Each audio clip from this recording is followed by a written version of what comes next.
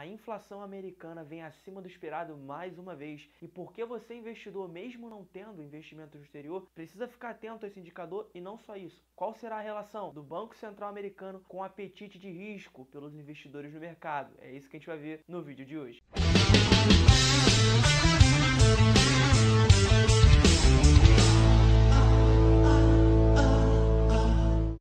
Foi divulgado o CPI de junho, o Consumer Price Index, que é um índice que mede os preços ao consumidor, muito parecido ao nosso IPCA. E ele mede, basicamente, a inflação dos Estados Unidos. E ele veio 0,9%, enquanto que o esperado pelos analistas era de 0,5%, quase o dobro. E no acumulado de 12 meses já está em 5,4%, maiores patamares desde 2008, aquele ano da crise do subprime.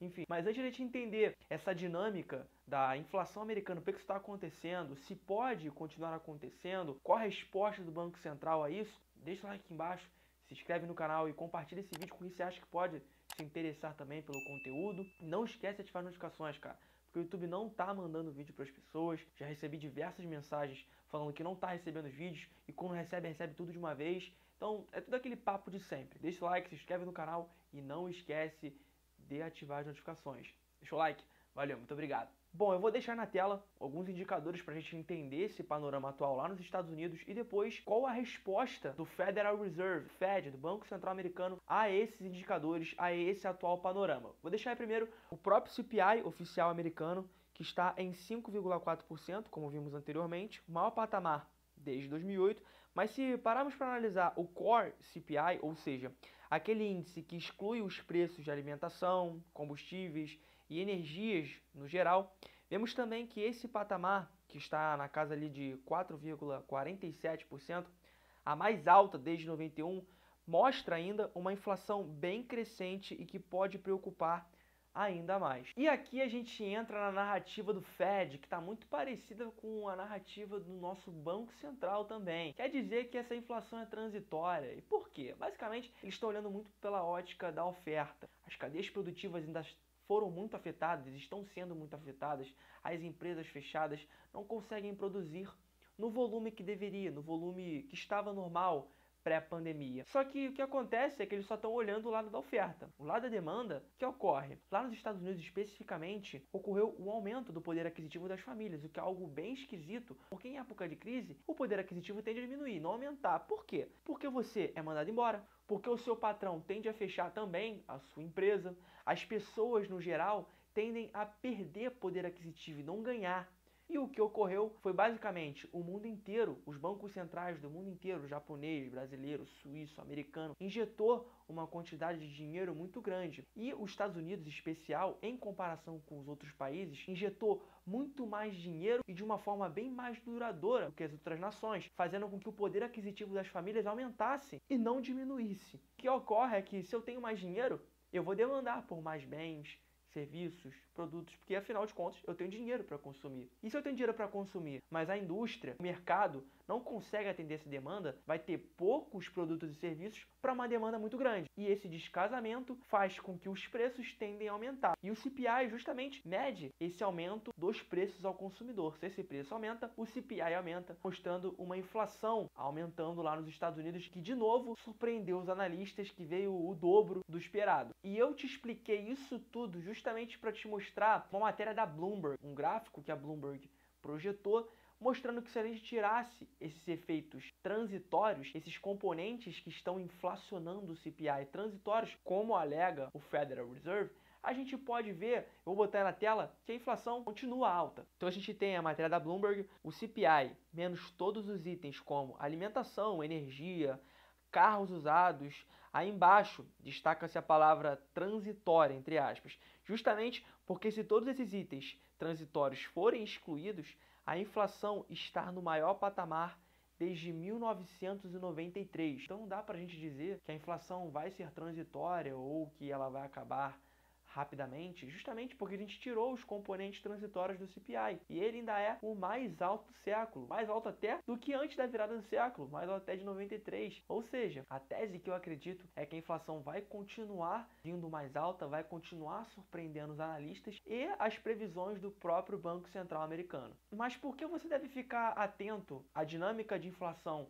lá no mercado norte-americano se, sei lá, às vezes você nem tem investimento no exterior? Porque basicamente os Estados Unidos hoje ainda é a maior economia do mundo e detém o maior mercado de capitais, o maior mercado de investimentos do globo. E no cenário atual, onde a gente vê juros baixíssimos, e se a gente considerar a inflação, juros reais até negativos, como ocorre na maioria dos países do mundo, como Singapura, Holanda, Arábia Saudita, Canadá, Brasil, o próprio Estados Unidos, Argentina e dentre tantos outros, o que acontece é que basicamente nesse cenário as pessoas tendem a pegar mais empréstimos e tomar mais riscos, porque tá barato de você pegar empréstimo e a renda fixa não está pagando tanto. Justamente se os juros diminuem, a renda fixa paga menos. E para você ter um retorno maior sobre os seus investimentos, você tem que buscar algo que tenha mais risco, consequentemente, mais rentabilidade. Basta a gente ver o que aconteceu no ano passado.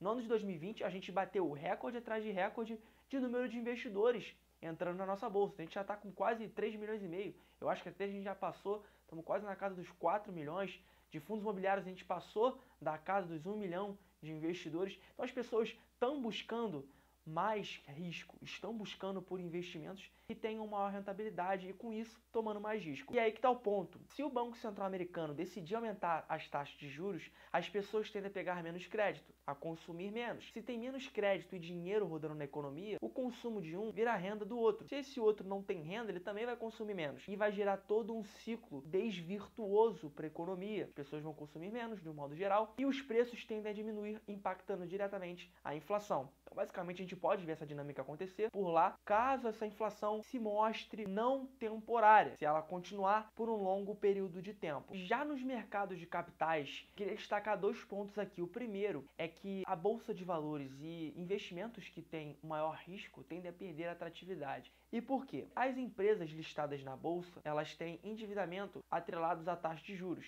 Se essa taxa de juros ela aumenta, você concorda comigo que agora a empresa vai ter que pagar mais juros pela sua dívida? Ou seja, se ela paga mais dívida, se ela tem uma dívida maior, o seu lucro tende a diminuir. E na bolsa de valores, as ações elas são negociadas ao múltiplo do seu lucro líquido. Se o seu lucro líquido diminui, isso afeta diretamente o preço das ações, fazendo com que elas diminuam de preço também. E o segundo ponto é a atratividade da renda fixa. E aqui eu nem falo da renda fixa brasileira, mas eu falo da renda fixa americana mais especificamente. Vamos supor que eu sou um investidor global. Vamos supor não, eu sou um investidor global. E eu olho para todos os mercados do mundo. E eu vejo um movimento de aumento de taxa de juros lá nos Estados Unidos. E eu olho e falo assim, ó, tá o mundo inteiro pagando juros baixíssimos. E o mercado mais seguro e a economia maior do mundo tá aumentando sua taxa de juros. Por que eu não vou levar o meu dinheiro para lá? Faz mais sentido eu migrar o meu capital para os Estados Unidos. Só que todo mundo vai pensar isso. E aí todo mundo tende a correr para o dólar, tende a correr para os títulos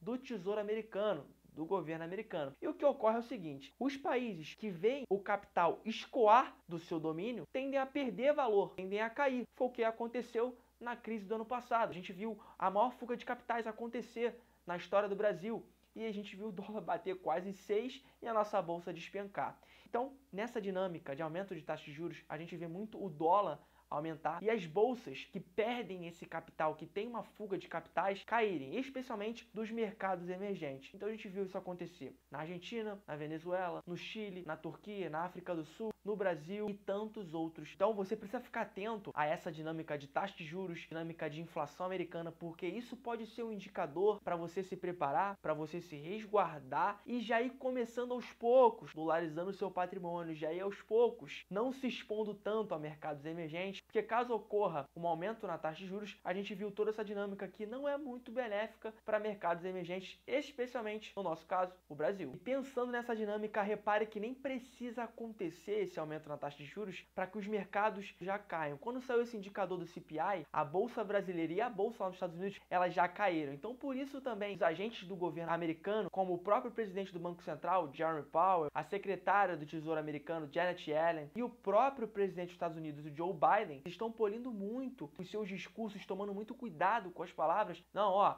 a inflação é transitória, a gente nem pretende aumentar as taxas de juros, vamos continuar incentivando e injetando dinheiro na economia. Eles estão para anunciar lá no Senado agora mais um pacote trilionário para infraestrutura. E esse tipo de política de incentivo do Tesouro, governo e Banco Central americano ao incentivo à tomada de risco pelos investidores. A gente tendo uma taxa de juros muito baixa, isso é combustível para a tomada de risco, isso é combustível para que os investidores busquem cada vez ativos que te dão rentabilidade, mas que por outro lado tem um risco muito maior envolvido. E eu trouxe aqui alguns dados para a gente ver como que está esse apetite por risco no mercado. O primeiro é esse gráfico pela Financial Times, que é o fluxo de dinheiro em fundos de ações que estão batendo os recordes já na casa dos 600 bilhões de dólares só no primeiro semestre de 2021. E no primeiro semestre desse ano também, todo o capital que entrou em fundo de ações é maior do que o primeiro semestre dos últimos 20 anos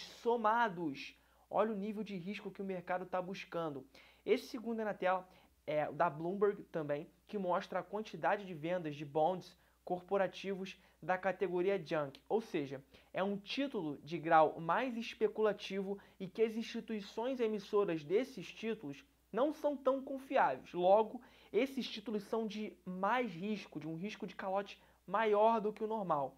E se a gente vê, nesse ano, a gente já bateu o recorde de todos os outros, na casa de 535 bilhões de dólares já vendidos desses bonds junk, desses ativos de crédito lixo, né? No caso junk seria algo de baixa qualidade, tradução livre. De um modo geral, a gente consegue ver que os mercados estão tomando cada vez mais risco, o que faz até o próprio mercado estar mais vulnerável. Me leva à pergunta final: quando será que o Federal Reserve vai aumentar as taxas de juros e acabar com a festa?